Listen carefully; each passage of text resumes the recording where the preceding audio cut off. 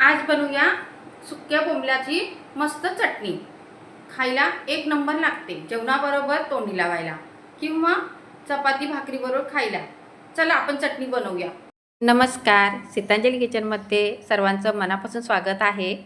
आता हे जे बोंबील आहेत हे मी साफ करून दाखवते तुम्हाला। बघा, एक दोन दाखवते। ह्याचे डोके काढून घ्यायचे आणि बघा अशा पद्धतीने जे पक असतात, पोटातली घाण जवळ असते ती काढायची। आता जे बोंबील खात असतील त्यांना माहितीच असेल, तरी पण मी दाखवते। अशा पद्धतीने सर्व साफ करून घ्यायचं। हे पहा, त्यानंतर मागे हे शेपटीजवळ पण एक पक असतो, शेपूट असं साफ करायचं। आणि असे बघा, खूप लहान तुकडे नाही करायचे, तर अशा पद्धतीने कापून घ्यायचे। हे बोंबील आहेत ना, मध्यम साईजमधले आहेत, म्हणजे एकदम मोठे असतात ना ते नाही आहेत। तर ह्या बोंबलाची चटणी आहे ना, खूप छान लागते खायला। बघा, अशा पद्धतीने मी कापून घेतलेत। तर मैत्रिणींनो, तुम्ही जर नवीनच असाल तर सबस्क्राईब करायला मात्र विसरू नका, आणि जे बाजूची बेल आहे ना ही सुद्धा दाबा, त्यामुळे माझे जे नवीन व्हिडिओ आहेत हे तुम्हाला पहिले पाहायला भेटतील। आता काय केले, गरम पाणी मी ठेवलेलं होतं आणि गरम पाणी यामध्ये मी टाकून घेतले। यामुळे काय होईल, हे बोंबील आहेत ना स्वच्छ धुतल्या जातात, एकदम चोळून धुवायचे नाहीत। असं चमच्याने मी बघा पाण्यामध्ये हलवून घेतले। याच्यावरती माती रेती जी असते ना समुद्राची बारीक, ते सगळी निघून जाते। आणि आता पाण्यातून आपण काढून घेऊया। आता बोंबील आपले हे धुवून झालेले आहेत आणि नवीन बोंबील आहेत, जास्त चोळून धुवायचे नाही, मध्यम साईजमधले आहेत। जर खूप दिवसाचे आपण बोंबील भरून ठेवतो ना, ते जरा काळे लाल असे झालेले असतात, त्यांना मात्र स्वच्छ धुवायला लागतं जास्त। आता इथे आपण लसूण घेतले, लसूण ही टेचून घेऊया। असं म्हणजे खूप बारीक नाही, असा ओबडधोबड टेचायचा आहे। तर बघा, असा लसूण मी कुटून घेतला आहे। आता इथे मी 4-5 कांदे, 2 टॅमॅटो, कोथिंबीर असं घेतलेलं आहे। कांदा भरपूर घ्यायचा आपल्याला चटणीला, चटणी म्हटल्यानंतर कांदा भरपूर पाहिजे। आता कढई ठेवून घेतले, तेल ओतून घ्यायचं आहे।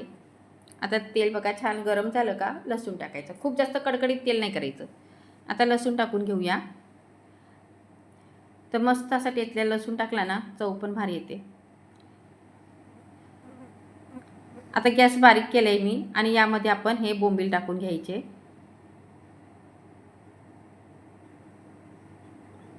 बोंबील आहेत ना मस्त तेलामध्ये परतून घ्यायचे। बघा मस्त असे परतून झाले, तुम्ही पाहू शकता।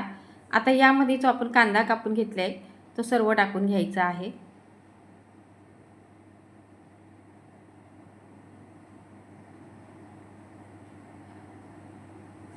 कांदा आहे ना मऊ होईपर्यंत आपण परतून घेऊया।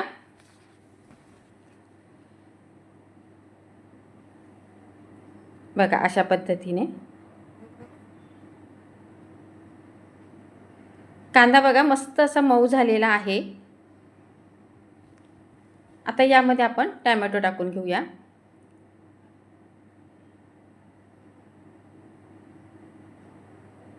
परत एकदा मिक्स करून घेऊया। कसं आहे ना, टोमॅटो ना पटकन मऊ व्हायला पाहिजे, त्यासाठी आपण ना यामध्ये थोडंसं मीठ टाकून घेऊ। कांद्याला आणि टोमॅटोला लागेल ना एवढंच मीठ टाकायचं आहे, जास्त नाही टाकायचं। बोंबीलसुद्धा खारट असतात। सर्व छान मिक्स करून झाले बघा, छान परतून झाले। आता यामध्ये आपण मसाले टाकायचे, धना जिरा पावडर, त्यानंतर हळद, लाल मिरची पावडर। आता हे सर्व परत एकदा मिक्स करूया। आता या चटणीमध्ये ना थोडंसं कोकम असेल तर कोकम टाकायचं, नाही तर मग चिंच। तर काय आहे माझ्याकडे कोकम पण नाही आणि चिंच नाही, मी ते टोमॅटोमध्येच केलेलं आहे। आणि वरनं लिंबू पिळून टाकणार आहे मी, म्हणजे जेवायला बसू ना तेव्हा। अगदी थोडासा आपण गरम मसाला टाकला आहे।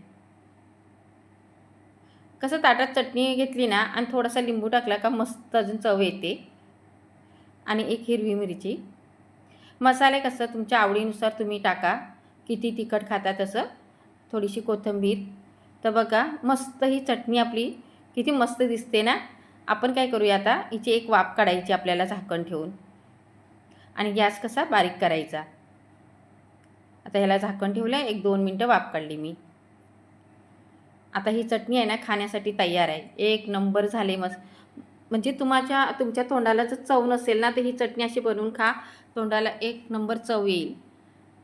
आणि तुम्ही 8 दिवसातून 2दा अशी चटणी बनवून खाल. याच्याबरोबर तांदळाची भाकरी, नाचणीची भाकरी एक नंबर लागते खायला. नक्की बनवा मैत्रिणींनो. बघा ही चटणी मस्त झाले. आणि रेसिपी आवडली असेल ना तर एक लाईक नक्की करा आवर्जून. मस्त चटणी झाली. चला परत भेटू आपण अशाच एका नवीन रेसिपीसोबत. तोपर्यंत बाय बाय.